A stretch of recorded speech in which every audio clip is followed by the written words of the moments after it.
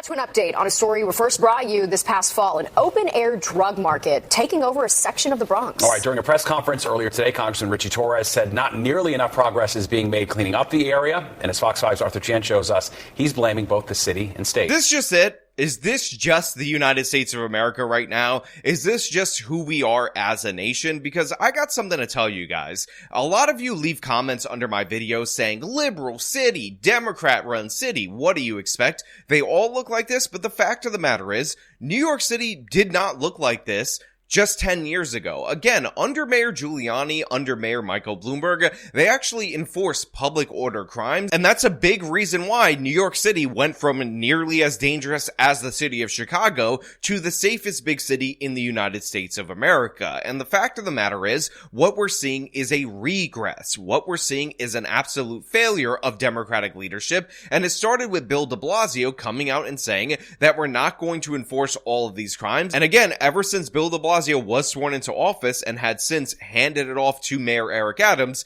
this is what we can expect in the biggest city in the United States of America, the richest city in the United States of America, the most historic city in the United States of America, children having to walk through an open-air drug market in order to get to school. And this might be fine for San Francisco folks, this might be fine in the city of Philadelphia, but I know this burns up New Yorkers because we remember when the streets used to be much cleaner. We understand that there are policies to fix it, and we have not been governed exclusively by Democrats for 50 to 100 years like many of these other left-wing hellholes. So yes, it pisses me off. It should piss you off because guess what? It's not normal no matter how many times these left-wing progressives try to normalize it for you. It is not normal no matter how many times these yuppies that live in Brooklyn and only give a damn about their frozen yogurt shops tell you this is better and more humanitarian for these people on the streets. They are sick, they are ill, they are suffering due to the addiction, and guess what? They're just allowed to fester like a wound in the city and infect everything that's around it, and I'm sick of it, and it's disgusting, and you should be sick of it too. Now, we're gonna get into this, we're gonna break this down, but before we do, I just want to remind you that my friend Devin Tracy, his parents lost their family home during the Chicago wildfires. Again, another thing that was exasperated by horrible Democrats. But Devin has started a GoFundMe for his parents. If you want to support them, then please feel free to do so via the link in the top of the description. If you are unable to or you don't want to, no pressure. But without further ado, let's get into this. The state of New York has stood by passively and done nothing. Like a festering wound that won't heal, the open-air drug market at 149th Street and Melrose Avenue in the Bronx continues plaguing the neighborhood with heavy drug use in broad daylight, people shooting up, addicts doubled over and vomiting, all of it right in front of the eyes of the youngest of children. You see the kids, this is, look what they gotta walk by.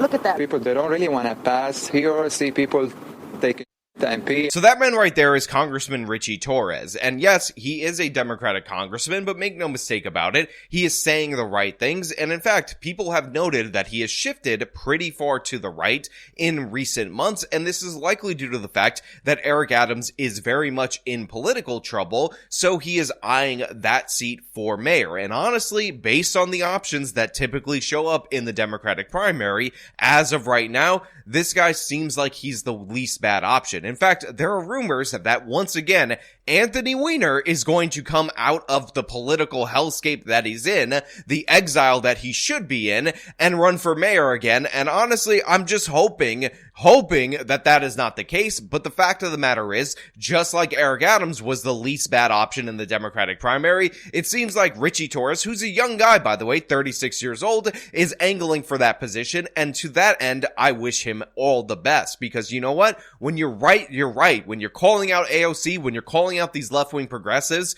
and you're actually highlighting the real issues that are going on in the city, I don't give a damn what party you're from, and I would definitely throw my support, again, at least for the Democratic primary, for this guy as of right now, because nobody else is stepping up. From store owners losing business to residents losing their patience, Fox 5 first brought you the story in September of last year, recording the scene almost too gruesome to believe, seeing dozens shooting up right in front of us. New York Congressman Richie Torres wrote a letter to Mayor Adams demanding action. So for whatever reason, the local news is really solid on reporting these day-to-day issues that people are experiencing. They get the perspective from these individuals that are law-abiding, or at least are law-abiding enough enough that they're not sprawled out drug addicts on the street. And obviously they're upset by this. And you have all these different various small business owners, again, supposedly the heart of the city, that are losing business due to reduced foot traffic, because who wants to walk by this area of the Bronx if there's just addict after addict after addict there? And again, I do appreciate Richie Torres calling this out, especially since you see all these different other various insane Democrats positioning themselves to run as even woker than not only Eric Adams, but Bill de Blasio for the next term as mayor. And honestly, I just can't deal with it. Enough is enough. We need to change in direction. Hopefully we can actually get a good, adequate Republican candidate that could win for the city of New York, so we could reverse course and go back to the days, at least of the streets looking like they did under Bloomberg or Giuliani. New York Congressman Richie Torres wrote a letter to Mayor Adams demanding action, and while the city responded, when Fox 5 went back, we found the open-air drug market just ended up migrating half a block south and across the street into Roberto Clemente Plaza. Now look, obviously Richie Torres put pressure on Mayor Eric Adams. He ended up deploying the NYPD to clear out the area, but unfortunately, because we have something called New York State bail reform, where people are guaranteed a same-day automatic release for all manner of criminality, all of these people just migrated one block away to a plaza called Roberto Clemente Plaza, again named for the famed Puerto Rican baseball player, ruining that particular area. So again, you had people on the streets over there a block away, moved into this plaza, ruining all the different various businesses here. And this is the issue that you have. Even when you can deploy law enforcement, if you can't hold these people, if you can't actually have consequences for them, guess what? Just like in San Francisco is true when you replicate those policies in New York, they just migrate around based on the fact that they are released same day automatically. They all have issues and problems that they need worked on. And instead of just pushing them aside, find out what the problems is. 4 months later, when we visited again, we found the open-air drug market is still thriving despite the cold. And again, I will point out that this was not like this. I know a lot of people are going to say, hey, Sean, those neighborhoods in the Bronx, they weren't always good neighborhoods in the first place. But the fact of the matter is, even the bad neighborhoods in New York City were much better just a few years ago, because you didn't have all these different various issues to contend with.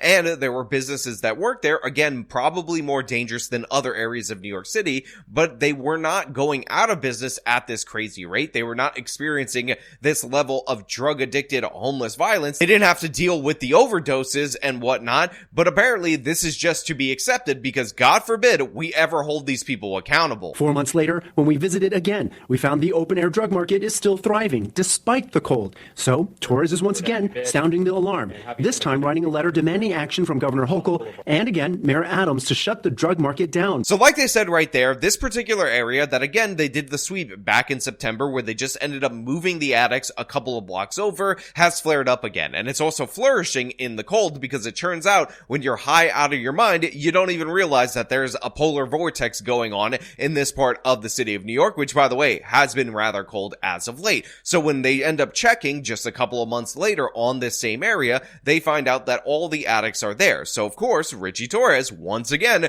writes a letter to Eric Adams. In addition to that, he writes a letter to Governor Hochul in order for them to clean it. And then they get this response. And honestly, this is like the perfect distillation of progressive harm reduction policies. This is the perfect encapsulation of why they never work. And it's also the exact reason why you should never let these progressive elites run your major city, because guess what? We did not have these problems prior to bail reform. We did not have these problems prior to Bill de Blasio. In fact, these problems were specifically cleaned up by Giuliani, and that success was maintained under Mayor Michael Bloomberg. In response, City Hall tells us they've removed more than 7,000 syringes and engaged with 860 people to initiate addiction treatment, but that more work needs to be done. Just think about what they told you right there. Just think about what they actually said as a response to the open-air drug market that they already did a sweep of, that of course resulted in the market just returning almost immediately. They just talked about how, they did the harm reduction thing where they removed 7,000 used syringes from, the school zone,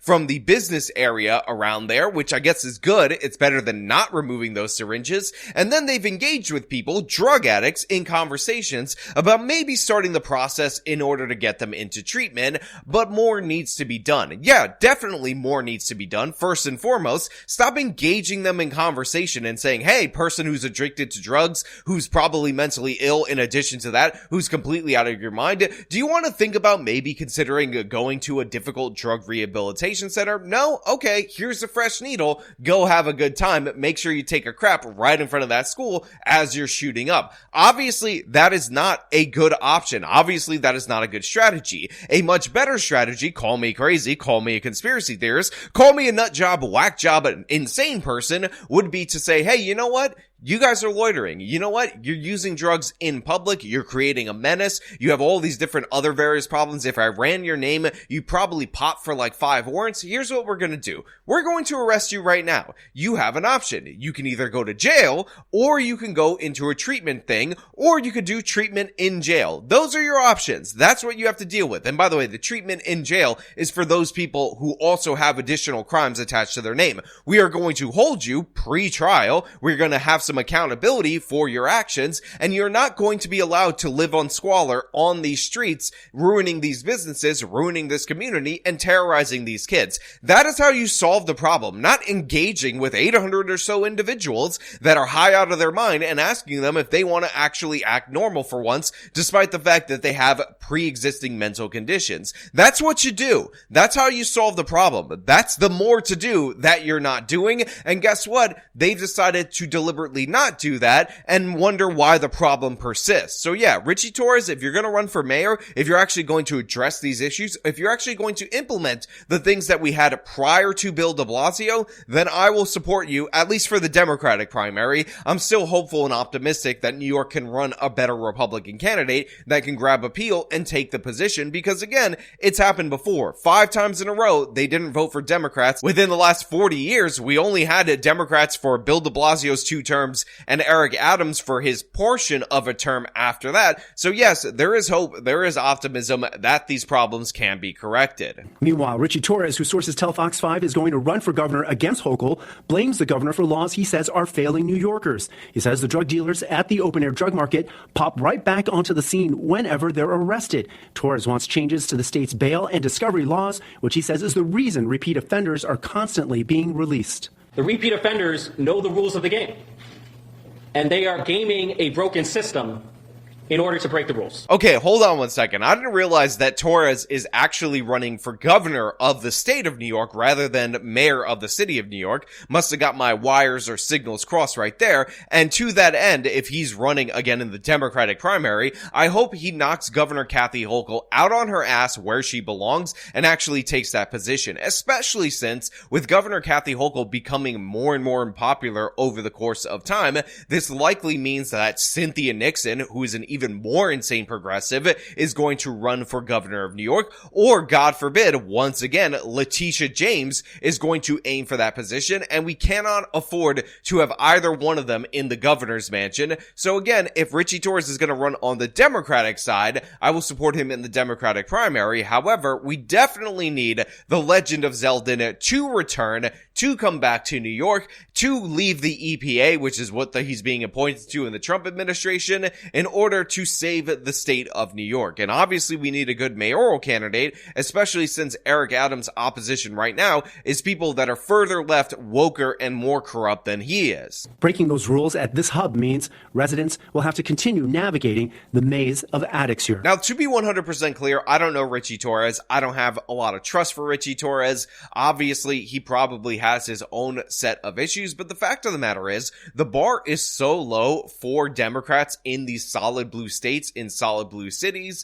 that the fact that he's even saying the right things vaguely makes him head and shoulders above the other Democrats. This is also the same phenomena that we engaged in the Democratic mayoral primary in the city of New York, where Eric Adams ran the toughest on crime, actually told the truth about issues like bail reform, even though I told you repeatedly that this guy was probably not going to be a very good candidate, just compared to all the other people who were running to the left of Bill de Blasio. He was the least terrible option, again, in that Democratic primary. But I want to know what you guys think down in the comments below. Is this just America now? Is this just what we have to deal with? Open air drug markets that persist no matter what? Or are there regular, sane changes that you could make to laws that will actually prevent this from being a long-term problem. As usual, if you like this video, you guys can show them by leaving a like, subscribe for more content, follow me on the social media, support me via the support links in the description of this video. This has been me talking about the craziness going on in the Bronx with an open-air drug market. Till next time.